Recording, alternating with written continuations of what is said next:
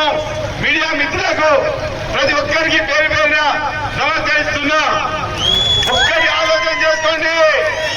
ఒక్కటే విషయము ఆలోచన చేసుకొని ఓటు వేయండి. మేము మాట్లాడినందుకు కాదు, మాకు కాదు. ఇలా మనము బాగుపడాలంటే కేసీఆర్ గారిని మళ్ళీ తెచ్చుకోవాలి. ఎందుకంటే ఒక ఉద్యమ నాయకుడు కేసీఆర్ గారు మన తెలంగాణ 2014 కంటే ముందు ఒక్కసారి రైతులందరూ ఉన్నారు, మహిళలు ఉన్నారు. ఇక్కడ ఒక్కసారి ఆలోచన చేసుకోండి. మీరు 2014 కంటే ముందు మన పరిస్థితులు ఏ విధంగా ఉండే?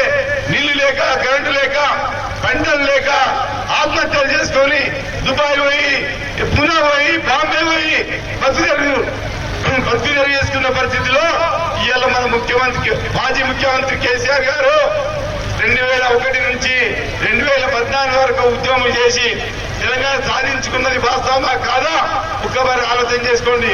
అదేవిధంగా ఇలా కేసీఆర్ గారు ముఖ్యమంత్రి అయిన తర్వాత మనకి ఏం చేసిండన్నది మనం అందరం చూస్తున్నాం. ఇలా గ్రామాల్లో ఉండే రైతులు కానీ, అదేవిధంగా మహిళలకు కానీ ఎన్ని పథకాలు చేసి ఈరోజు మనమందరం ఈరోజు ఆర్థిక పరిస్థితి మెరుగైందంటే అది కేసీఆర్ గారి పుణ్యమా కాదా? ఎందుకంటే మన తెలంగాణ కోసం చూసిన నాయకుడు, మన రైతుల సమస్యలు చూసిన నాయకుడు, రైతు తానే రైతు కాబట్టి రైతుల యొక్క సమస్యలు బాగా తెలుసు. రైతుకు ఏంటి కరెంట్ 24 గంటలు వచ్చినా 6 నెలలకే 24 గంటల కరెంట్ ఇచ్చిండు. కరెంట్ ఇస్తే సరిపోదు, నీళ్లు కావాలి, లిఫ్ట్ ఇరిగేషన్ ప్రాజెక్టు ఇచ్చిండు. ఇవన్నీ ఇస్తే సరిపోదు, రైతు బంధు ఇవ్వాలి, రైతులకు సాయంగా వాళ్ళు పెట్టుబడి ఇవ్వాలి. వాళ్ళకనే ఉద్దేశంతో దేశంలో ఏ సీఎం చేయని, ఏ పీఎం చేయని ఆలోచన రైతు బంధు అనే పదాన్ని కూడా వాళ్ళు చెప్పే అర్హత కూడా లేదు వాళ్ళకి. ఇలా రైతు బంధు ఇచ్చిండు. అదేవిధంగా ఆడపిల్లలకు, బీద పిల్లలకి, పెండే పిల్లలకు షాదీ ముబారక్, అదేవిధంగా కళ్యాణ లక్ష్మి అని చెప్పి స్కీమ్ తీసుకొచ్చి ఇలా బీద పిల్లలకు పెళ్లిగానికి, పెళ్లిటలకు ఆర్థిక సాయం చేయడానికి ఈరోజు ఇచ్చిండు. ఇన్ని పథకాలు చేసే నాయకుడు కేసీఆర్ గారు. మరి ఊళ్ళల్లో ఉండే మహిళలకు ఇలా గర్భం దాల్చినప్పటి నుంచి వాళ్ళను ఆశా వర్కర్లతో అన్ని విధాలుగా ట్రీట్మెంట్ ఇప్పించి, మందులు ఇచ్చి, గుడ్లు ఇచ్చి, పౌష్టికాహారం ఇచ్చి ఈరోజు హాస్పిటల్లో వాళ్ళు డెలివరీ అయ్యే వరకు కూడా ఎంట ఉండి ఈరోజు మగపిల్లలు ఉంటే 12,000, ఆడపిల్ల ఉంటే 13,000 రూపాయలు ఇచ్చిన గొప్ప నాయకుడు మన కేసీఆర్ గారు.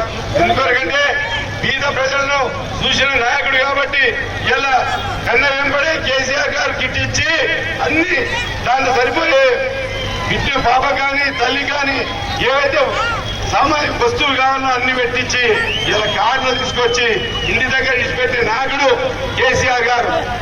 ఒక్కసారి ఆలోచన చేసుకోండి. మేము వచ్చామని మాట్లాడే కాదు, మీ సొంతంగా ఆలోచన చేసుకోండి. ఇలా మనం మంచిగా బ్రతకాలంటే, మన చేతులు మంచిగా ఉండాలంటే, కరెంటు మంచిగా ఉండాలంటే, మన పంటలు కొనాలంటే ఇలా కేసీఆర్ గారిని మళ్ళీ దానికి ఓటేసి మళ్ళీ తెచ్చుకుందాం. ఇలా కాంగ్రెస్ ప్రభుత్వం వచ్చింది, చేతగాని హామీలు ఇచ్చి అసలు వారు ఏమనుకున్నారంటే మేము వచ్చేయలేదు, పోయేలేదు, హామీలను వదిలిపోదాం. 6 హామీలు ఇచ్చి ఇలా ఒక్క హామీ మాత్రం బస్సులా ఎక్కి తిప్పుతున్నాడు. అది ఎంతవరకు మంచి జరుగుతున్నదో మీ ఇక్కడ అందరూ ఆలోచన చేసుకోండి. బస్సు తిప్పటం లేదా? ఇవాళ మీ దాని 10 రూపాయలు లేవా బస్సు తిరగడికే? కేసీఆర్ గారి పరిపాలనలో ఇన్ని స్కీమ్ల వల్ల వ్యవసాయం మంచిగా అన్ని విధాలుగా నడిచి, కరెంట్ ఇచ్చి, నీళ్లు ఇచ్చి, రైతు బంధు ఇచ్చి ఇవాళ ఎంత గొప్పగా చేసిన నాయకుడు కేసీఆర్ గారు. మనం ఇవాళ ఇంతకుముందు ఏమిటున్నాయి, ఎక్కడో పంటలు తీసుకుపోయి, ఏ అత్యలకు తీసుకుపోయి పంటలు మనం అమ్ముకొని వస్తుంది. ఇప్పుడు కేసీఆర్ గారు పరిపాలన 10 సంవత్సరాల లోపల ఒక స్వర్ణయుగం దాకా రైతులకు నడిచిందా, నడవలేదా ఒక్కసారి ఆలోచన చేసుకోండి. కరెంట్ ఇచ్చి, నీళ్ళు ఇచ్చి, రైతు బంధు ఇచ్చి, పండిన పంటలను కూడా మళ్ళీ ప్రభుత్వమే కొని ఇవాళ మన అకౌంట్లోకి వచ్చాయి. అటు పంట పండించిన పంట అమౌంట్ అకౌంట్ వాడడము, ఇటు రైతు బంధు అమౌంట్ వాడడం ఏ విధంగా ఉన్నదో ఒక్కసారి తిరిగి ఆలోచన చేసుకోండి మీరు. అదే ఇవాళ ఏదైతే ఈ సమైక్య ఆంధ్రప్రదేశ్ లో ఉన్నప్పుడు మన ఆంధ్రప్రదేశ్ మొత్తం ఉడ్ల పంట 63 లక్షల మెట్రిక్ టన్నులు మాత్రమే. కేసీఆర్ గారి యొక్క ఫలితాల వలన, స్కీమ్ల వలన, మంచి కరెంటు వలన రైతు బంధు ఇచ్చిన పరిస్థితుల్లో కూడా మన తెలంగాణ, కేవలం తెలంగాణ రాష్ట్రమే ఈ ఇవాళ 3 కోట్ల మెట్రిక్ టన్నులకు వెళ్ళిపోయింది మన ఎలక్షన్స్ కంటే ముందు. ఒక్కసారి నిజమా కాదా? ఇది మనమన్న విషయం కాదు. ఏదైతే కేంద్ర ప్రభుత్వ ఆహార సంస్థ అన్న విషయం ఇది పేపర్కి వచ్చింది. 3 కోట్ల మెట్రిక్ టన్నుల స్థాయికి తెచ్చిన నాయకుడు మన కేసీఆర్ గారు. ఎందుకంటే తానే గొప్ప తెలంగాణకే గొప్ప వ్యవసాయదారుడు కాబట్టి వ్యవసాయదారులు చేసే ప్రతి ఒక్క రైతు మీద ప్రేమ ఉన్నది కాబట్టి ప్రతి ఒక్క మహిళ మీద మనసున్న నాయకుడు ప్రేమ, నా బిడ్డలు నా రైతులు అని ఇవాళ ఇన్ని స్కీములు తీసుకొచ్చి చేసిన గొప్ప నాయకుడు మన కేసీఆర్ గారు. ఇవాళ మనము అందరం బాగుపడాలంటే కేసీఆర్ గారు తెచ్చుకోవాలి. ఇవాళ ఇంకొక విషయం ఆలోచన చేసుకోండి. ఇవాళ చాలాగాని ఇవాళ కాంగ్రెస్ ప్రభుత్వం ఒక్క హామీ కూడా అమలు చేయలేదు. ఖచ్చితంగా ఈ ఎంపీ ఎలక్షన్ అయిపోతే మొత్తం తుడి చేస్తుంది. ఒక్క హామీ కూడా రాదు. ఖచ్చితంగా ఇవాళ వాళ్ళు ఏం మాట్లాడుతున్నారో, రైతు బంధు అడిగితే చెప్పుతో కొడతా అని ఒక నాయకుడు మాట్లాడుతున్నాడు. ఇదేనా మర్యాద? మనం మాట్లాడే మర్యాద ఇదేనా? మరి ఈ ముఖ్యమంత్రి గారు అయితే పేదలు తీసుకుంటున్నాడు, బిడకేసుకుంటున్నాడు. ఒక ముఖ్యమంత్రి ఇలా గొప్ప నాయకుడు ముఖ్యమంత్రి అయిన తర్వాత ప్రజల యొక్క సమస్యలు, ఆడపిల్లలు ఏమి ఇబ్బందులు పడుతున్నారు, రైతులు ఏమి ఇబ్బందులు పడుతున్నారు అని ఆలోచించే బాబు. ఎందుకు నీ పనికి మన మాటలు? కేసీఆర్ గారు ఇద్దరినికనే వచ్చినా అని కేసీఆర్ గారు ఇంత గొప్ప పనులు చేసి ఇన్ని లిఫ్ట్ ఇరిగేషన్ ప్రాజెక్టులు చేసి ఇవాళ చేసిన నిజమా కాదా? ఇవాళ 90% పాలమూరు ఘాట్ ప్రాజెక్టు ఇవాళ కంప్లీట్ అయినాయి. ఒకవేళ ప్రభుత్వం వచ్చింటే ఈ ఏరియా అంత కాలం కూడా టెండర్స్ ఇచ్చిండ్రు. నిజమైన మాట ఇక్కడ మాజీ ఎమ్మెల్యే గారితో మీరు తెలుసుకోండి. అదైతే ఉత్తరాన కాళేశ్వరం ప్రాజెక్టు నిర్మించిండు. ఇంత గొప్ప కార్యక్రమాలు చేసిన కేసీఆర్ గారిని ఇవాళ బీజేపీ ప్రభుత్వం అటు కాంగ్రెస్ ప్రభుత్వం మాట్లాడుతున్నది. ఇవాళ మనం కేసీఆర్ గారి పాలనలో మన సుఖ సంతోషంతో ఉన్నామా లేదా మరి ఆలోచన చేసుకోండి. ఇవాళ బీజేపీ ప్రభుత్వము ఒక్క ప్రాజెక్టు కూడా జాతీయ హోదా ఇవ్వలేదు, ₹1 ఇవ్వలేదు. ఇవాళ అదే ఆంధ్రప్రదేశ్ ఇచ్చింది. పోలవరం ప్రాజెక్టు జాతీయ హోదా ఇచ్చి డబ్బులు ఇస్తున్నది. అదేవిధంగా గిడిన కర్ణాటక అప్పర్ భద్ర ప్రాజెక్టు కూడా ₹35,000 కోట్ల ఇచ్చింది. మరి మన తెలంగాణ మీద, మన తెలంగాణ ఈ భారతదేశంలో ఉన్నదా లేదా? ఒక్కసారి ఆలోచన చేసుకోండి. మీరంతా ఎంత చిన్న చూపుతో చూస్తున్నారో ఆలోచన చేసుకోండి. అదే విషయం ఇంకో విషయం చెప్తున్నా. ఇవాళ ఇంత గొప్పగా పండించిన పంటలు కూడా కేంద్ర ప్రభుత్వాన్ని మేము వేడుకున్నాం. ఎందుకంటే రాష్ట్రం ఎంతైతే గుణాల్లో అంతకు మించి 200 పంటలు పండింది కాబట్టి ఇవాళ కేంద్ర ప్రభుత్వం దానికి పోయి అడిగితే, అయ్యా మీ తెలంగాణ పండిన పంటలు నూకలైతాయి, మీ మంచి ఓట్లు ఇయ్యారు, ముక్క పడతాయి, కలర్ మారే ఓట్లు ఇస్తారు, మా వద్దు మీ ఓట్లు కొనము, మీ బియ్యం కొనాం అంటే మరి ఇట్లా చేయాలి మేము అని మేమందరం ఎంపీలం పోయి అక్కడ ఉన్న ప్రభుత్వాన్ని వేడుకుంటే, కాదు నూకలు మీ రైతులకు నిలబెట్టుకోండి, మీ తెలంగాణ ప్రజలకు నిలబెట్టుకోండి, నూకలు మంచి బియ్యం ఉంటుందని తీసుకుంటాం అంటే ఎంత ఇవాళ సెంట్రల్ గవర్నమెంట్ కు కేంద్ర ప్రభుత్వానికి మోడీ గారికి మన మీద ఎంత ప్రేమ ఉండదో ఒక్కసారి ఆలోచన చేసుకోండి. ఇవాళ ఓట్లు కావాలి కానీ మన ఓట్లను మాత్రం కొనరు. బాగా ఆలోచన చేసుకోండి. ఇంకేమన్నా కేంద్ర ప్రభుత్వం సంవత్సరానికి 2 కోట్ల ఉద్యోగాలు ఇస్తారు. 2 కోట్ల ఉద్యోగాలు ఇవాళ 10 సంవత్సరాలకు 20 కోట్ల ఉద్యోగాలు ఇవ్వాలి. మరి ఎక్కడ పోయింది? ఈ కోస్గి పట్టణంలో కానీ ఈ కొడంగల్ కాన్స్టిట్యూన్సీలో కానీ ఎవరికన్నా కేంద్ర ప్రభుత్వం నుంచి ఉద్యోగాలు వచ్చినాయా? ఆలోచన చేసుకోండి. అదేవిధంగా ఇవాళ ఇంకా ఏదైతే నోట్ల రద్దు చేసి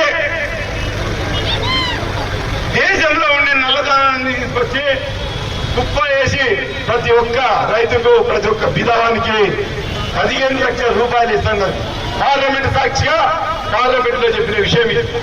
ఒక్క రైతు కన్నా ఒక్క విధానానికన్నా మన తెలంగాణ కానీ భారతదేశంలో కానీ ఎవరికన్నా వచ్చినాయా? ఒక్క ఆలోచన చేసుకోండి. మీరు ఇటువంటి తగిలిబాజీ మాటలు మాట్లాడే కాంగ్రెస్ కావాలా బీజేపీ కావాలా ఆలోచన చేసుకోండి. కేవలము బీజేపీ ప్రభుత్వం సినిమాలు చూసి సోషల్ మీడియాలో వైరల్ చేసి ఇవాళ అత్యంతలు పంపించి గుళ్ళను చూపించి ఓట్లాడుతున్నది ఎంతవరకు ఇది సమంజసమో మీరు ఆలోచన చేసుకోండి. బాగా ఏదో మేము ఇలా గెలవాలనే మాటలు మాట్లాడతలేం, వాస్తవాలు గమనించండి. ఇవాళ తెలంగాణ అత్యంతలు పంపించి గుడిని చూపించి సోషల్ మీడియాలో వైరల్ చేసి ఇవాళ ఓట్లాడుతున్నారు బీజేపీ వాళ్ళు. ఇంత గొప్పగా ఇవాళ మరి కేసీఆర్ గారు దేశానికి అన్నం పెట్టే స్థాయికి వచ్చిండు. మరి కేసీఆర్ ఇవాళ బీజేపీ ప్రభుత్వం అత్యంత పెట్టిన నాయకుడు కావాలా, పొట్టకు పెట్టే నాయకుడు మన కేసీఆర్ గారు కావాలా? ఒక్కసారి ఆలోచన చేసుకొని మీరంతా ఛాలెంజ్ చేసుకొని ఇవాళ కేసీఆర్ గారితో మనము ఇవాళ అభివృద్ధి చెందలేదా? ఒక్కసారి మీ మనసు ఆలోచన చేసుకోండి. ఇలా అదే విషయమే కాదు, దేశాన్ని మోసం చేసి బ్యాంకులు లూటీ చేసి దాదాపు 12 లక్షల కోట్ల రూపాయలను నష్టం చేసి బ్యాంకులకు ఎనామా పెట్టి పారిపోయిన నాయకులు విజయ్ మాల్యా గాని మోడీలు గాని ఎక్కువ మొత్తంలో వీళ్ళు గుజరాత్ రాష్ట్రంలో ఉన్నారు. వాళ్ళందరికీ ఇలా 1000 కోట్ల రుణమాఫీ చేసిండు. బీదోళ్ళకు రుణమాఫీ చేయడు. మోడీ ప్రభుత్వమో కేంద్ర ప్రభుత్వమో బీదోళ్ళకు రుణమాఫీ ఇయ్యడు. రైతులను పట్టించుకోరు. ఇవాళ వాళ్ళకి ఇలా కార్పొరేట్ శక్తులకు వాళ్ళకి పెద్ద పెద్దగా లోపల ఏదైతే సపోర్ట్ ఉంటారో వాళ్లకు బీజేపీ ప్రభుత్వము మాఫీ చేస్తే డబ్బులు ఎంతవరకు ఆలోచన చేసుకోండి. వాళ్ళకి తిన్నికలేదు కాబట్టి, వ్యవసాయం చేసుకోలేదు కాబట్టి వాళ్ళకి మాఫీ చేస్తున్నారు. మన రైతుల మాట పట్టించుకోరు. ఇలా యువత మాట్లాడుతున్నది బీజేపీ అని చెప్పి మరి అత్యంతరం పంపించే నాయకులు కావాలన్నా, అన్నపెట్టే నాయకులు కావాలన్నా ఆలోచన చేసుకోండి. ఒక్క ఉద్యోగం అన్నా ఇచ్చిందా? ఇవాళ 10-20 వేల కోట్ల ఉద్యోగాలకు యువతకు ఏమి ఇచ్చిండు? జవాబు చెప్పాలి. యువత చదువుకున్నది ఎలా గొర్రెదాడిపోతుంది పోవద్దు. ఆలోచన చేసుకొని పని చేయండి. ఇలా కేసీఆర్ గారి వలన అన్ని ఇలా మన రైతులకు స్కీమ్ ఇచ్చి, కరెంట్ ఇచ్చి, నీళ్లు ఇచ్చి, రైతు బంధు ఇచ్చి చేయన ఫలితంగా మన తల్లిదండ్రులు ఇచ్చిన పంటను ఇలా యువత తిన్నదా లేదా ఆలోచన చేసుకోండి. ఒక్క పథకమన్నా ఇవాళ కేంద్ర ప్రభుత్వం మనకి ఇచ్చిందా ఆలోచన చేసుకోండి. ఇవాళ నల్ల చట్టాలు తీసుకొచ్చి కేంద్ర ప్రభుత్వము రైతులను దాదాపు 13 నెలలు వాళ్ళు నిరాహార దీక్షలు చేసి స్ట్రైకులు చేసి ఉన్న తరుణంలో 750 మంది చనిపోయారు. వాళ్ళు ఇది నిజం కాదా? కేంద్ర ప్రభుత్వం ఇంకా నిర్లక్ష్యం కాదా? ఏదైతే 3 చట్టాలు తీసుకొచ్చి ఇలా భారతదేశంలో ఉండే రైతులను మొత్తం ఒక కార్పొరేట్ వ్యవస్థగా తయారు చేసి ఇవాళ అదాని అమ్మాయిలకు అటువంటి గొప్ప గొప్ప నాయకులకు కార్పొరేట్ తీసుకులాగా అంత మిషన్ తీసుకొచ్చి అట్లా చేసి మనందరినీ ఏం చేయాలి? నిరుద్యోగులు చేయాలి. మన వ్యవసాయం మనం చేసుకోవద్దు. మన వ్యవసాయానికి ఏదో నామాత్రంగా లీజు ఇస్తారు. ఇటువంటి దరిద్రమైన 3 చట్టాలను తీసుకొచ్చిన సమయంలో ఇవాళ ఉత్తర భారతదేశం మొత్తం స్ట్రైక్ చేసి నిరాహార దీక్షలు చేసి ఆ తరుణంలో ఇవాళ ఏం చెప్పిండు నరేంద్ర మోడీ గారు? కేంద్ర ప్రభుత్వము పార్లమెంట్ లో క్షమించండి నన్ను, మళ్ళీ ఇటువంటి చట్టాలని చట్టాలను తీసిపడేసిండు. ఇటువంటి తెలివి తక్కువ ప్రభుత్వాలు కావాలన్నా, లేకపోతే రైతులపై ప్రేమ ఉండి మహిళలపై ప్రేమ ఉన్న హృదయం గల నాయకులు కావాలన్నా ఒక్కసారి ఆలోచన చేసుకోండి. మీరు ఇవాళ గ్యాస్ ధర 2014లో ఏం రేటు ఉండే? 450 ఉండే. ఇవాళ 1300కి చేరింది. పెట్రోల్ డీజిల్ ధర ఏ విధంగా ఉండేదో ఆలోచన చేసుకోండి. నిత్యావసర వస్తువులు ఈ రోజు ఏ లెవెల్కి పెరిగిపోయాయో ఆలోచన చేసుకోండి. కేవలము వారు డ్రామాలు సినిమాలు చూపించి ఓట్లాడుతున్నారు. నిజమా కాదా ఆలోచన చేసుకోండి. 2019లో సర్జికల్ స్ట్రైక్ అని ఒక పేరు పెట్టి పుల్వామా పైన దాడి చేసినట్లు పాకిస్తాన్ ఇండియా రెండుకు యుద్ధం చేసినట్టు క్రియేట్ చేసి ఒక సోల్జర్ ను, ఒక సైనికుడిని ఇవాళ జైల్లో పెట్టినట్టు క్రియేట్ చేసి ఇవాళ గొప్పగా మళ్ళా కేంద్ర ప్రభుత్వం విడిపించినట్లు ఒక సినిమా తయారు చేసి ఈ ఒక సోషల్ మీడియాలో క్రియేట్ చేసి 2019లో ఇవాళ అధికారంలోకి రావడం జరిగింది. అదే ఇవాళ 2024లో కూడా అత్యంత పంపించి గుళ్ళను పంపించి ఒక సినిమా తీసి ఒక విచిత్రమైన సోషల్ మీడియాలో వైరల్ చేసి అలా ఓట్లాడుతున్నారు. ఇక యువతను అడుగుతున్నా నేను, ఒక్క ఓటన్నా